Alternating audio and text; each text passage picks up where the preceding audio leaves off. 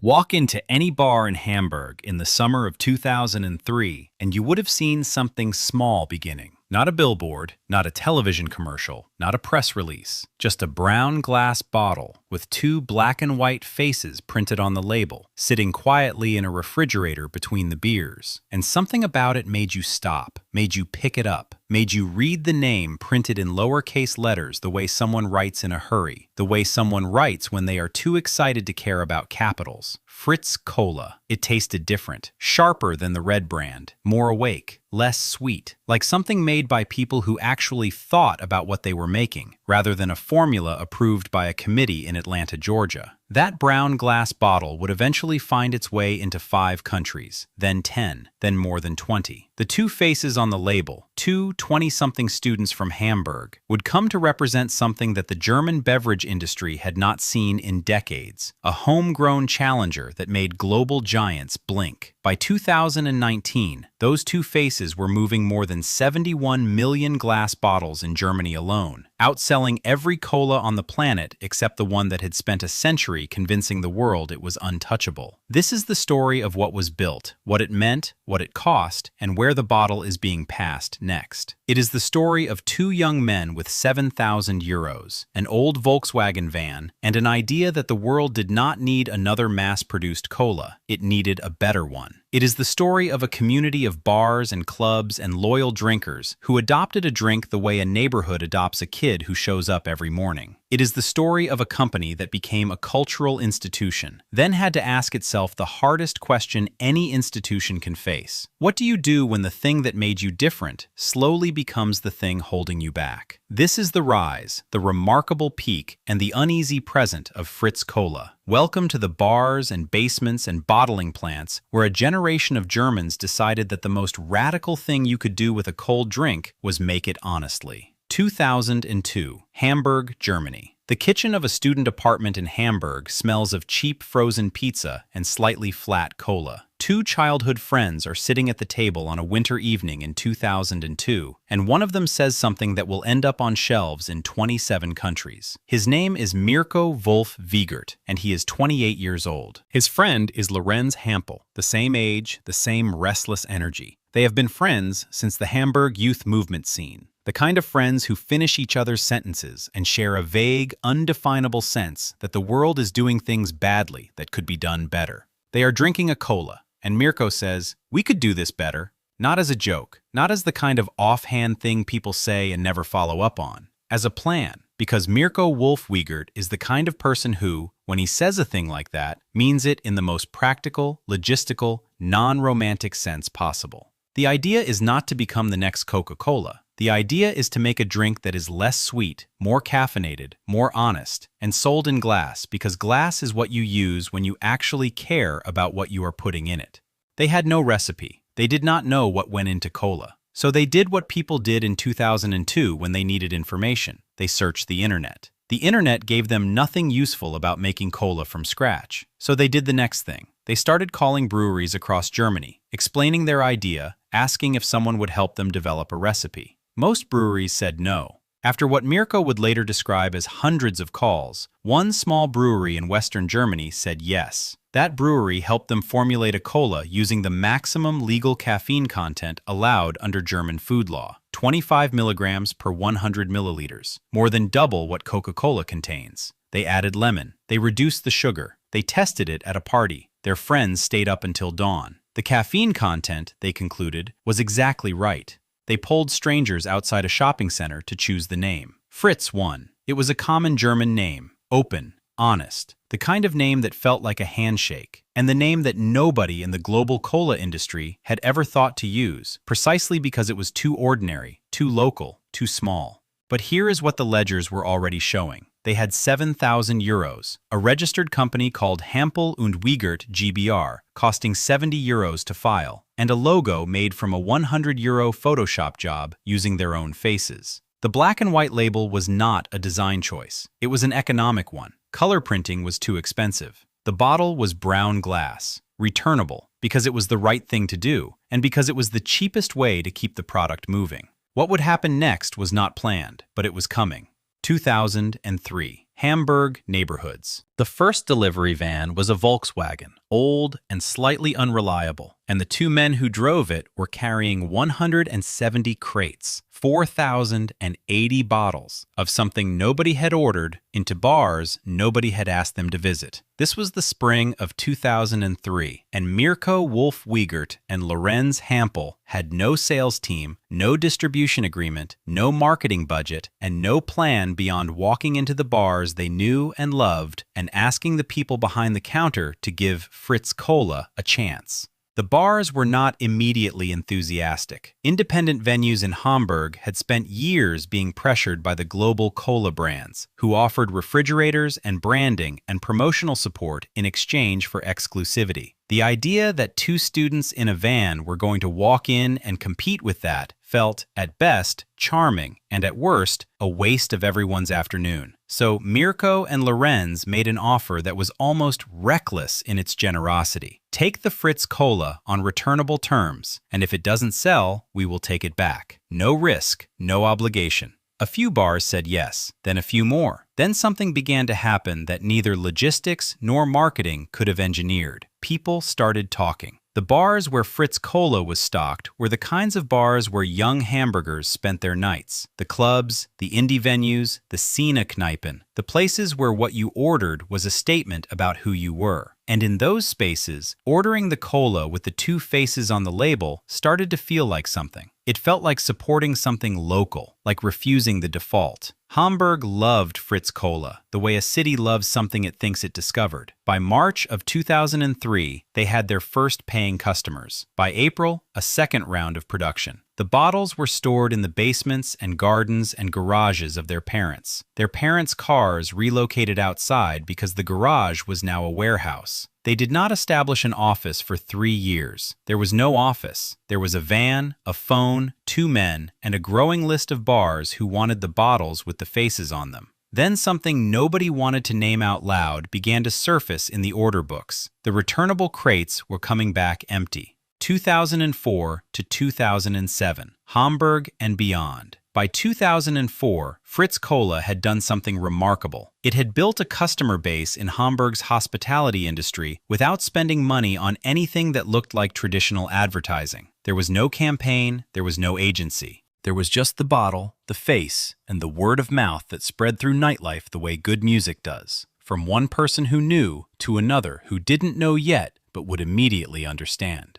A year after their first sales, 4 new flavors joined the product range. In 2006, the company launched lemonades, what they called Fritz Limo, as well as a morning cola flavored with coffee and caramel, a product so perfectly calibrated to the lifestyle of their target customer that it felt less like a business decision and more like a gift. The core demographic was young, urban, educated, and suspicious of corporate products. They were staying out late and working long shifts and wanting something that tasted like someone cared about it. By 2010, revenues had reached €2,700,000. For a company that had started with €7,000 in a student kitchen, this was not just growth, it was proof of a thesis. The thesis was that you could compete with the largest consumer brands on earth, not by matching their resources, but by being genuinely different, genuinely local, and genuinely honest about what you were. The label never changed its essential character. The two faces, Mirko and Lorenz, photoshopped onto beer bottles and printed in black and white because that was all they could afford, stayed. The glass bottle stayed. The returnable deposit system stayed. The less sugar and more caffeine stayed. These were not features, they were a philosophy, and the philosophy was working. That same year, Fritz-Kola entered Denmark, its first market outside Germany. In 2011, it entered Poland. The company stripped artificial flavors and colors from all its lemonades, replacing them with real fruit content. The honeydew melon soda became a honeydew melon lemonade with 5% fruit content. Not because it was cheaper, because it was better. The problem was already visible to anyone who looked at what Fritz-Kola was building. A company whose greatest strength, its absolute insistence on glass, on quality, on independence, was also the thing that would make scaling infinitely harder than it looked from the outside.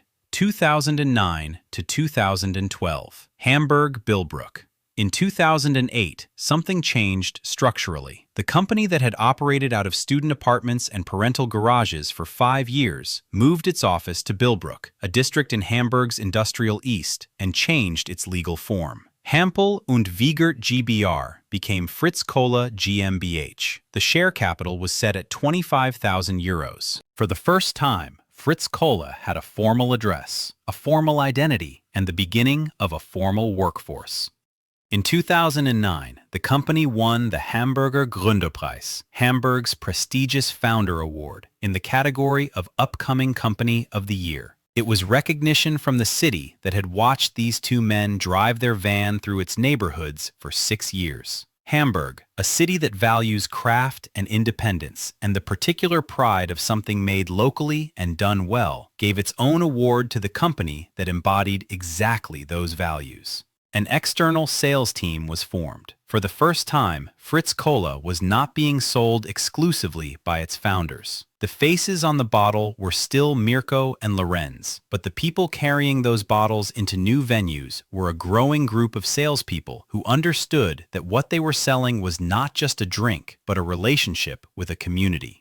By 2012, Fritz-Kola was in Germany, Denmark, Poland, the Netherlands, Austria, Switzerland, Spain, and Belgium. It had crossed from a Hamburg phenomenon to a Central European one. The bars that stocked it were not just the indie venues now. It was appearing in supermarkets, in the rave chains, on the shelves next to the global brands, and holding its position not through promotional pricing or special offers, but because the customers who found it did not stop wanting it. The organic cola was introduced. For Fritz-Kola, this was not a trend product. It was the logical continuation of everything they had said from the beginning. Natural ingredients, honest production, glass bottles, no plastic. The philosophy had become a product line, and the product line had become a business model that nobody else in the European cola market had quite figured out how to replicate. Meanwhile, in a building 3,000 miles away, in Atlanta and in Purchase, New York, the global cola giants were watching the craft beverage movement with interest and alarm. 2013 to 2016, Germany and Europe. To understand what Fritz-Kola became in its second decade, you have to understand that it stopped being just a drink somewhere around 2013 and started being what its founders had perhaps always intended, a cultural position. The bars that served Fritz-Kola were not just venues, they were communities. The festivals sponsored by Fritz-Kola were not just marketing, they were statements. The campaigns that appeared on the streets of Hamburg and Berlin were not just advertisements, they were editorials. In 2015, Fritz-Kola launched a new product line called Anjola, a pineapple and lime lemonade with organic fruit juice content that expanded the company's portfolio under a new name while remaining entirely under the Fritz-Kola umbrella. The same year, sales reached €7,400,000. For a company that had been born with €7,000 of borrowed savings, this was a number that would have been incomprehensible in 2003. But it was real, and it was growing. The glass bottle had become more than packaging by this point. In 2015, Germany's beverage industry was in the middle of an escalating plastic crisis. Single-use plastic bottles were everywhere. The deposit return scheme that had been controversial when Fritz-Kola was founded in 2003 was now proving its worth. Germany had, by this point, one of the highest beverage container return rates in the world. Fritz-Kola, which had used glass and reusable bottles since day one, not because it was the marketing trend, but because it was what Mirko and Lorenz believed was right, suddenly found that its founding philosophy had become a competitive advantage. The warm familiarity of those years, the packed clubs, the festivals, the glass bottles clinking in refrigerators from Hamburg to Vienna to Warsaw was at its fullest. The two faces on the label had become icons, not celebrity icons, community icons, the kind of face you trust because it looks like your friend, not your manager. But in December of 2016, something changed. Lorenz Hampel, co-founder, one of the two faces on every bottle ever produced, stepped down from the company. He left to pursue other interests. The exact details of what drove that decision remain unclear, but what is known is this. The man whose face had been on Fritz-Kola since the day the logo was designed at a cost of €100 was no longer in the building. Mirko Wolf Wiegert became sole CEO. He now owns 2/3 of the company. The remaining third is held by investors. The silence where a founding partnership used to be is not something a sustainability report measures, but it was real, and the people who had watched the company from the beginning noticed it. 2017 to 2019, Germany.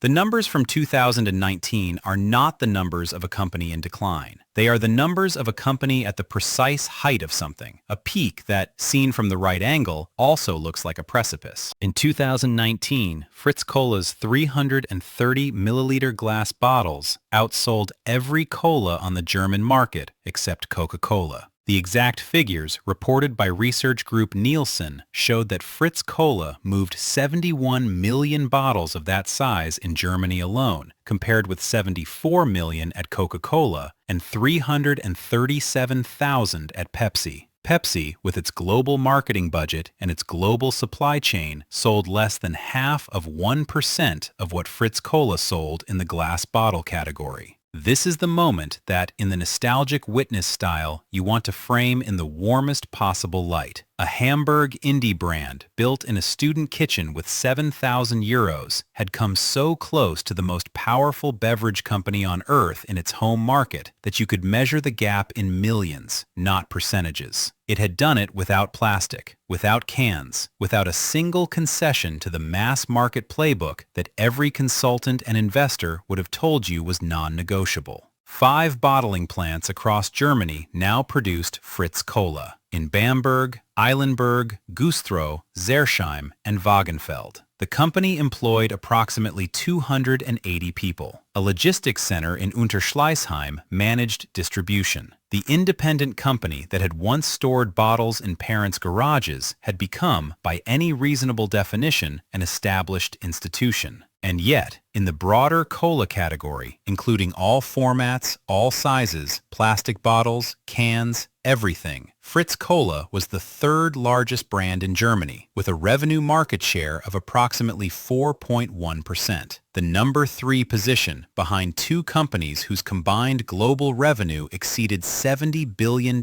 annually. Here is what the silence in that boardroom meant. The glass bottle that had been Fritz-Kola's identity and its advantage was also a ceiling. You cannot ship glass as cheaply as you can ship plastic. You cannot distribute it as easily. You cannot stack it as high. The places where Fritz-Kola was not available, airports, motorway services, vending machines, markets across Southern and Eastern Europe, were the places where the returnable glass system simply did not work. The warmth was real, but the arithmetic was already asking a question nobody was quite ready to answer. 2018 to 2020, Hamburg and Europe. By the time the wider world began talking seriously about sustainability in packaging, around 2018 and 19, Fritz-Kola had been practicing it for 16 years, not as a trend. Not as a response to consumer pressure, not as a marketing initiative. Since the day in 2003 when Mirko and Lorenz filled those first brown glass returnable bottles in Western Germany, the company had operated on the principle that a bottle should be used more than once, that plastic was wrong, and that the distance between the production facility and the customer should be as short as possible. The Drink from Glass initiative, launched in 2020, was Fritz-Kola's most ambitious extension of this principle. It was not a Fritz-Kola campaign. It was a call to the entire beverage industry to follow the model that Fritz-Kola had built. The company became an environmental partner of the city of Hamburg, a member of the Pro Mehrweg Association for reusable packaging, and a partner of the Surfrider Foundation Europe, supporting over 1,000 beach cleanups across the continent. In 2019, Fritz-Kola began tracking its carbon emissions for the first time, setting a baseline against which all future progress would be measured. The figures would eventually show that by 2024, the company had reduced its Scope 1 and 2 emissions by 69% compared to that 2019 baseline. surpassing its Science-Based Targets Initiative goal of 46% reduction by 2030, 6 years ahead of schedule. In 2019, for the European Parliament elections, Fritz-Kola placed the word Europe on every second bottle in its logo, inviting its customers to vote. It campaigned against racism through the Gastronomie gegen Rassismus Association. It partnered with FC St. Pauli, the Hamburg football club that had made progressive values its brand identity long before progressive values were fashionable. Every campaign Fritz-Kola ran carried the same underlying message. We are a company that believes something. We are not just here to sell you a drink. We are here to make the world around the drink slightly better. This was genuinely admirable. It was also genuinely complicated, because a company that believes this many things publicly is a company that has to live those beliefs in every decision. And decisions were coming that would test exactly how committed the company was to its founding identity. The COVID pandemic was not a warm, nostalgic chapter. It was the chapter where the thing Fritz-Kola had built its entire distribution model around, bars, clubs, restaurants, live music, nightlife, went completely silent.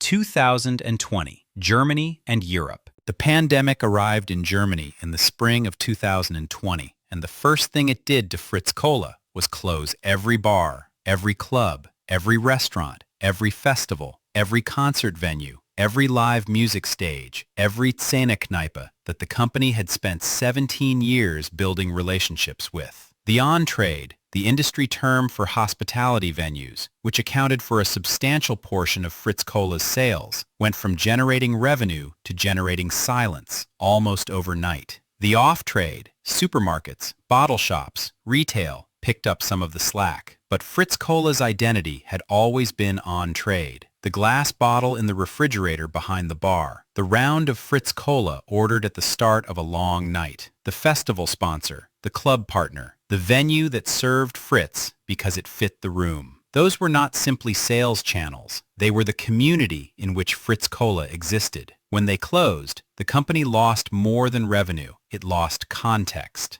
The company responded with solidarity campaigns. They designed and sold Collaborators t-shirts in 2020, with a portion of the proceeds going to partner bars and clubs that were struggling to survive the lockdowns. They raised €56,990 for the bar, club, and festival scene through this initiative. They knew, with uncomfortable clarity, that many of the venues they had grown up with, the places where the first bottles had been placed in refrigerators 17 years earlier, were going to close permanently. Mirko Wolf-Wiegert brought in Winfried Rubizum as operational managing director in 2017 to help build a professional leadership structure as the company grew. When Rubizum's tenure ended in 2023, the transition was handled carefully. Florian Vines, who had been head of Ratsherrn Brauerei in Hamburg, joined Fritz-Kola as managing director in February of 2023, tasked with driving the company's international expansion and strengthening its roots in the hospitality sector.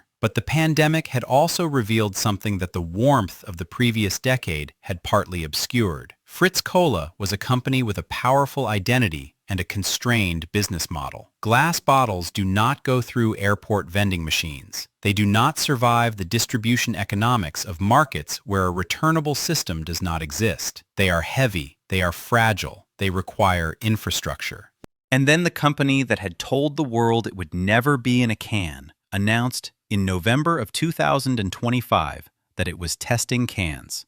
2020 to 2023, Hamburg.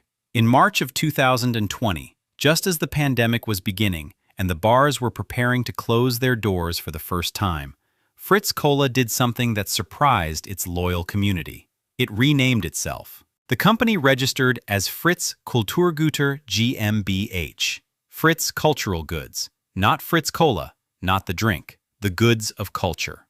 It was an attempt to express something that Mirko Wolf-Wiegert had been saying for years, that Fritz-Kola was not just a beverage company, it was a provider of cultural goods. The festivals, the social campaigns, the anti-racism partnerships, the environmental initiatives, the glass bottle movement.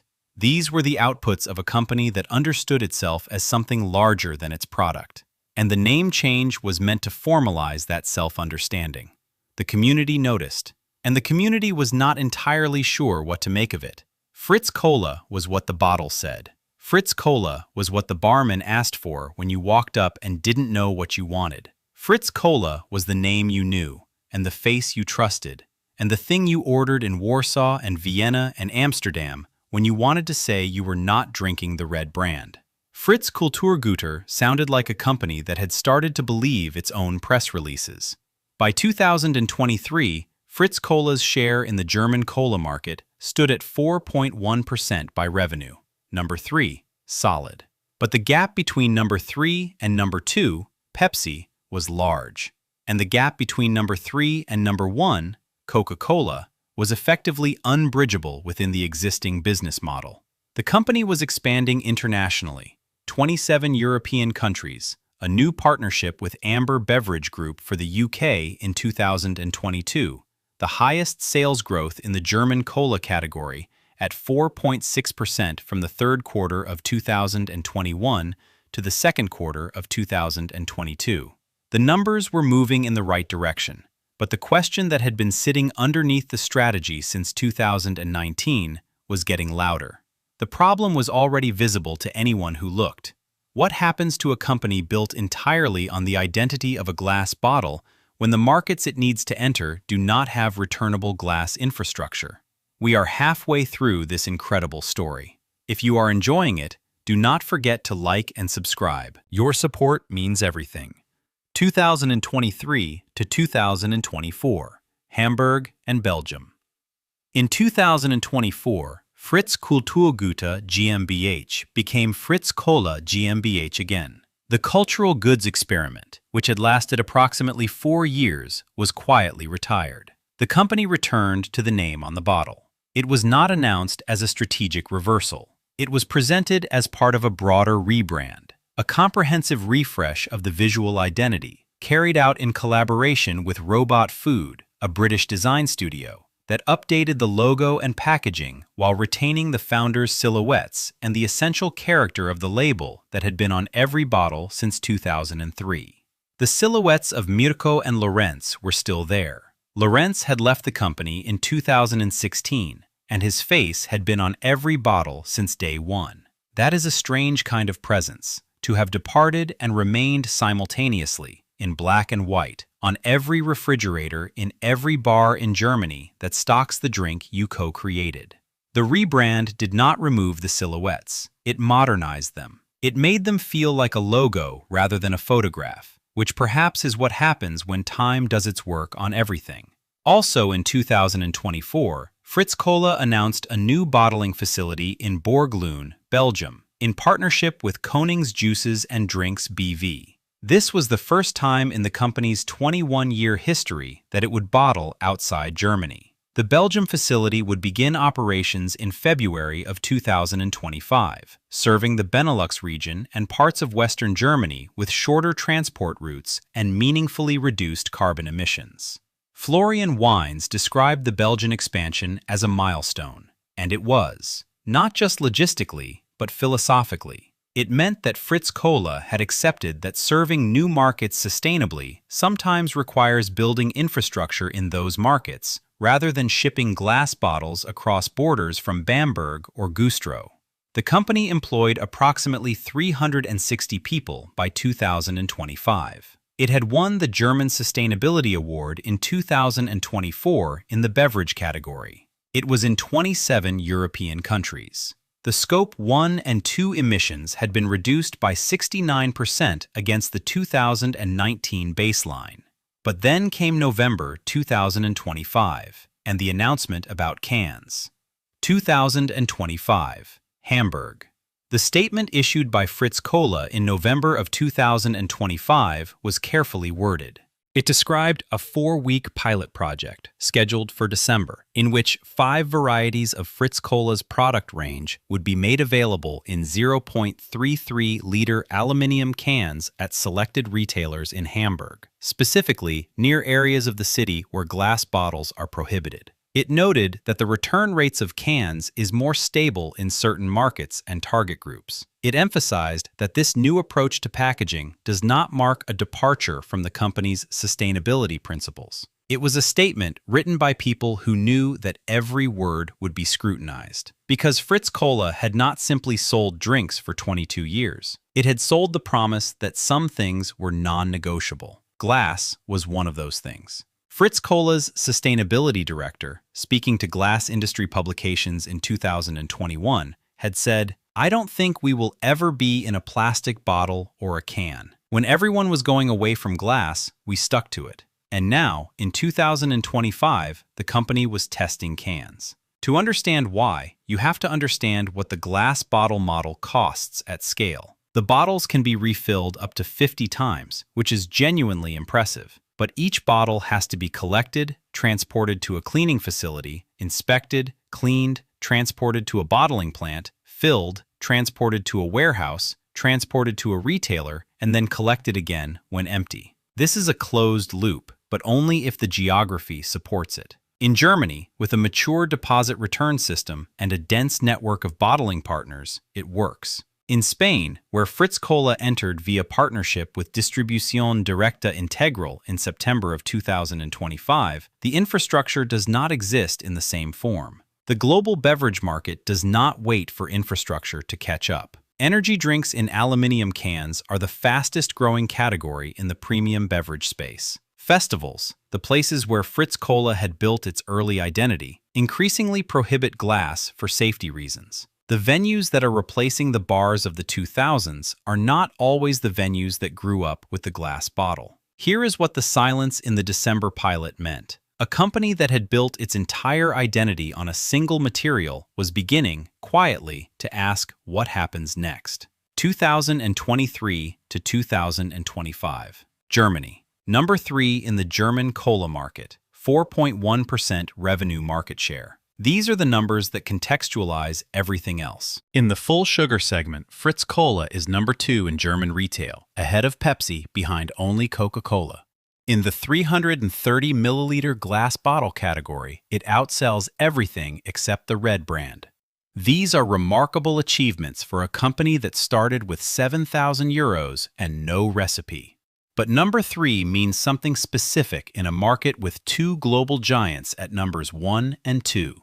It means that the resources available for international expansion, for logistics infrastructure, for research and development, for the kind of marketing that moves product in markets that do not already know your story are finite in ways that Coca-Cola and PepsiCo's resources are not. Fritz-Kola's estimated annual revenue sits in the range of 10 million to 25 million euros. Coca-Cola's global revenue in 2024 was approximately $45 billion. In 2023, the country director for Germany, Christoph Gröne, departed after 5 years. The departure was described as mutual, with the stated reason being different views on strategic questions. This was the kind of language that, when used by a company in the public eye, invites questions about what the different views actually were. Those questions remain unanswered. What is known is that the leadership restructuring that followed, with Florian Weins taking on Gröne's responsibilities on an interim basis, placed more weight on fewer people at the top.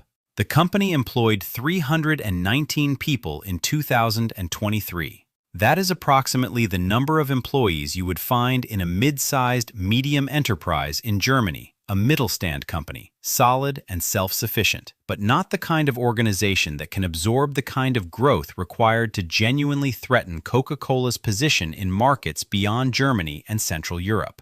And there is the question of the can, and the question of the name change and the reversion, and the question of what it means when a company built entirely on identity, the glass, the faces, the independence, the anti-corporate stance, begins to make decisions that look, from the outside, like any other growing company making pragmatic compromises.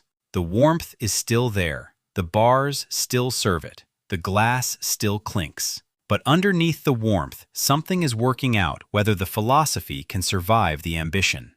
2025 to 2026. Europe. In September of 2025, Fritz-Kola entered Spain through a partnership with Distribución Directa Integral, bringing the total count of European countries where the brand is available to 27. The Belgian bottling facility had been operational since February. The company was expanding its logistics network in earnest, planning future steps across Europe that managing director Florian Wines described as already in motion. The Crown Cap promotion, spin the bottle, win a bus, valid until August of 2026, was running on Fritz-Kola's international website in the spring of 2026. It was exactly the kind of campaign that Fritz-Kola has always done well. Playful, community-facing, slightly irreverent, rooted in the street culture of Hamburg that produced the brand in the first place. The company employs approximately 360 people. The 5 German bottling plants, Bamberg, Eilenburg, Güstrow, Sersheim, and Wagenfeld, are supplemented now by the Belgian facility in Borglum. Green electricity powers 100% of operations. Scope 1 and 2 emissions are down 69% against the 2019 baseline. The organic share of plant-based raw materials has reached 73%, moving toward the 90% target by 2025. These are the numbers of a company that is trying, genuinely and at some cost, to do the right things. And yet the can pilot remains. The reverted name remains. The departure of the co-founder whose face is still on every bottle remains. The question of what Fritz-Kola is, a drink company, a culture company, a sustainability movement, or some combination of all three that has not yet been given a name, remains. The inheritance of the bottle is complicated. It belongs to Mirko Wolf Wiegert, who owns 2/3 of it. It belongs to the investors who hold the remaining third. It belongs to the 360 people who work for the company. But in a deeper sense, it belongs to the bars in Hamburg that took the first returnable crates on a no-risk offer in 2003, and to the customers who made a choice about what they were drinking in a way that felt, for the first time in the cola market's history, like it actually mattered. The question is not whether Fritz-Kola will survive. It is surviving. The question is which Fritz-Kola will survive. The one that fit in the refrigerator behind the bar in Hamburg in 2003, or a larger, more pragmatic version that has made peace with the world as it is, rather than the world as it ought to be. That question is still open, and the answer will determine what happens to everything those two faces on the label once promised.